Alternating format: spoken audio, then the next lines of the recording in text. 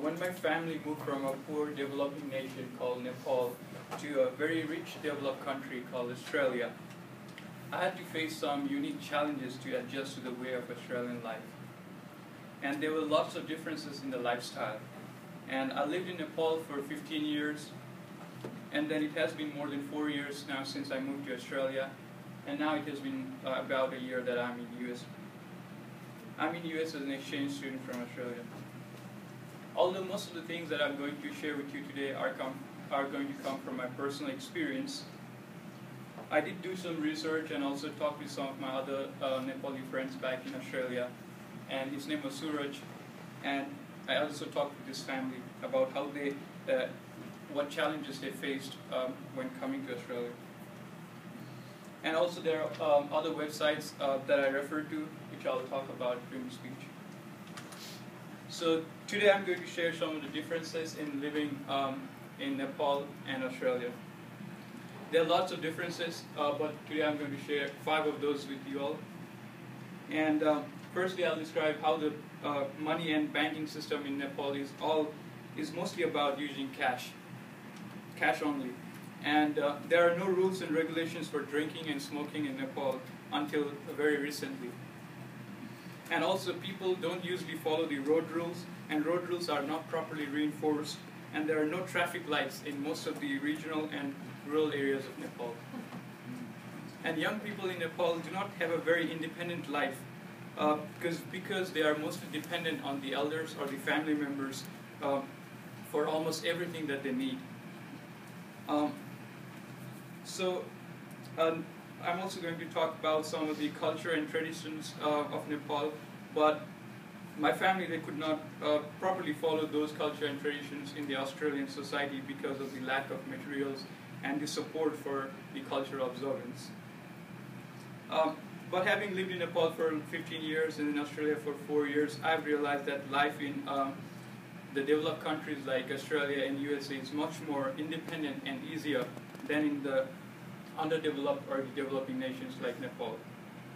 I encourage you all to listen to what I have to share with you today because I think it is quite fun and interesting to know how different the lives can be in different parts of the world.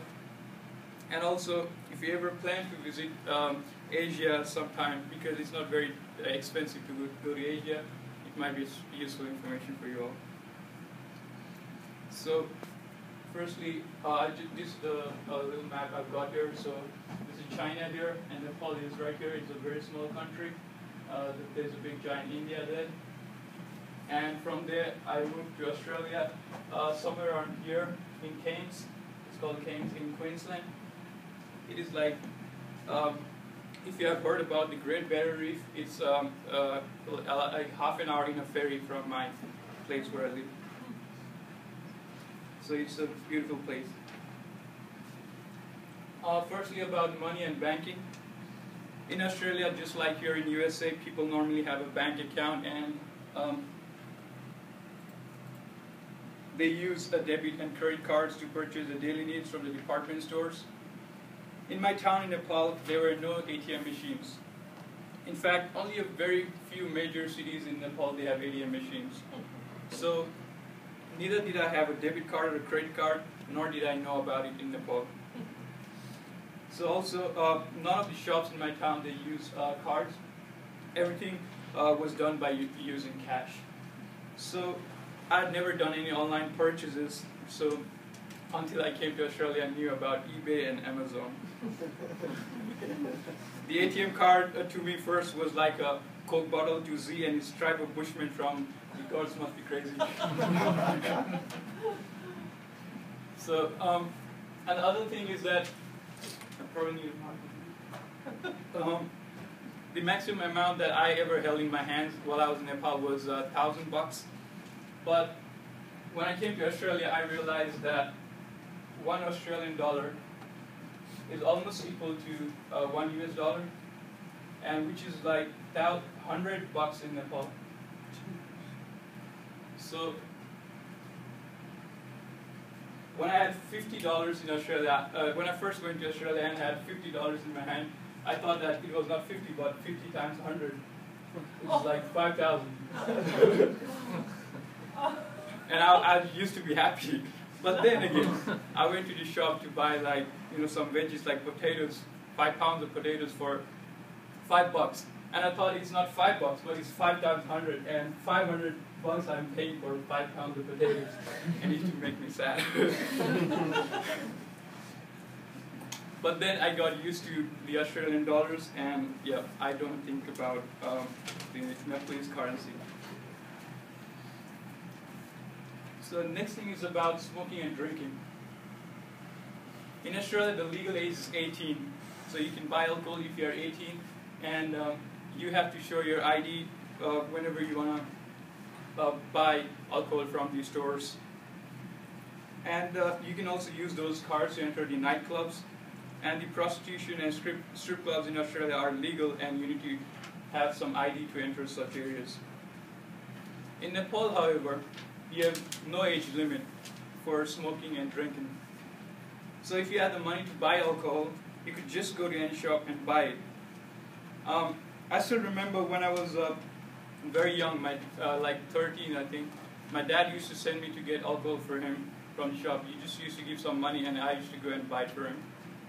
So they don't really ask you for any IDs or anything at all. However, recently the government of Nepal has planned to increase the drinking age to be 18, but it's not yet implemented. And the drinking and smoking in Nepal is considered to be a very bad habit. So I never really drank while I was in Nepal. Also, there are no nightclubs in my town. In fact, a very few major cities in Nepal have nightclubs. So it was never a big deal, like if anyone turned 18 or 21, it was just your birthday.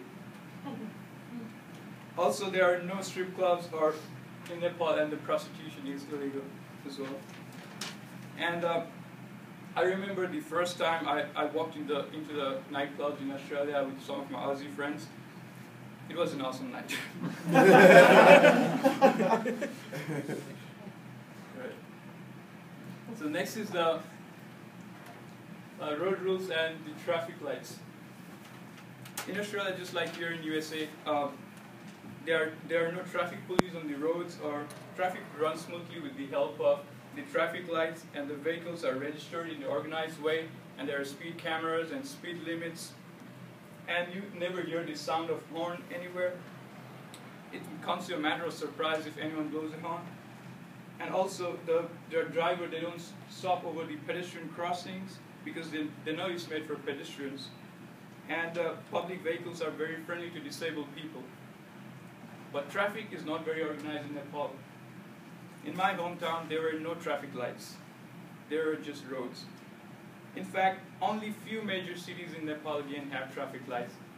And it's not common to see traffic light everywhere. And Nepalese people, they just enjoy blowing their horns anywhere, wherever possible, no matter they are near a hospital or school. And the speed limits and the lanes on road have no meaning at all. And people do not stop in the pedestrian crossings, and they do not give any turn signals. And public buses, they are always in a rush, like an ambulance, and nobody dares talk to the drivers. And when I came to Australia, I had to first learn how to cross the street safely, because I never had to cross the street safely in Nepal because there were no such lights or anything like that. And I'd never driven a car in Nepal too. And when I was in the Brisbane city, which is the capital of the state that I live in, and it's a very big city. And there were like 7 or 8 lanes in a road, and then I used to think to myself, like, I'll be never able to drive in this mess. I was wondering, like, how they do not hit each other.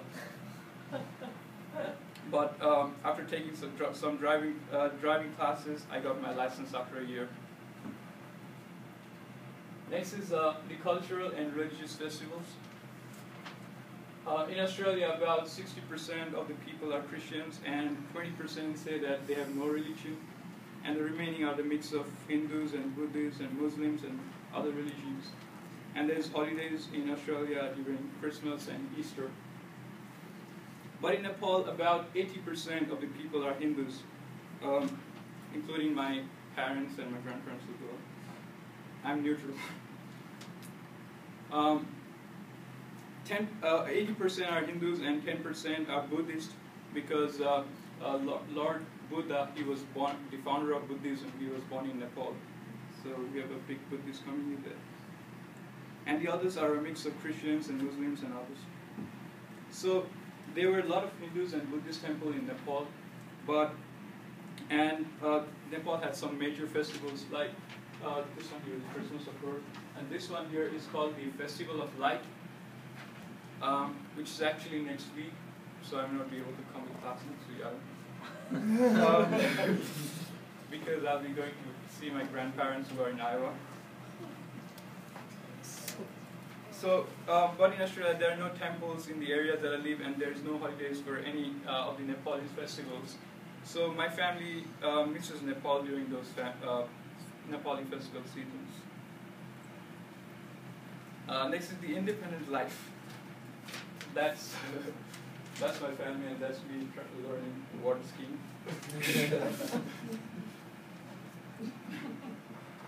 In Australia, just like here in the US, a young person can do a job in restaurants and department store or wherever they are legally allowed to. And they can be financially independent from their family, and they can do what they want to do in their life. They can make their own decisions and own choices. And also, if you're not able to work or study in Australia, there's a government agency called Centrelink, and it provides you with the financial assistance for food and rent and job. But in Nepal, young people usually live with their parents, and they depend heavily on their parents for all the food, rent, and college fees and everything. So it's commonly found that young people, they live with their parents even until they get married, or even after they get married, they stay like a joint family. So, and also the young people from an average family like mine, they generally don't do part-time or full-time jobs like in here. But if a family is very poor, it's a very hard life there. The children, they may have to do child labor, and there is not much support from the government to such low-income families. But living in Australia, I'm now an independent young person. I'm in my junior year of Bachelor of Electrical Engineering, and I'm not dependent on my family for anything at all. And that's what I love about developed countries like Australia and USA. They give you a lot of opportunities to become a young independent person if you choose to be. So today I've shared some of the differences that a developing nation like Nepal and a developed country like Australia and USA has. And there are a lot of differences. I talked about the banking system, and also smoking and drinking regulations, road rules, and having an independent life. So these are just a few examples that I gave you, but there are a lot more. So I would like to challenge you all to do some research about Nepal and also the things I've said, and then share it with your family and friends. These stories will help people to appreciate what they have in their life.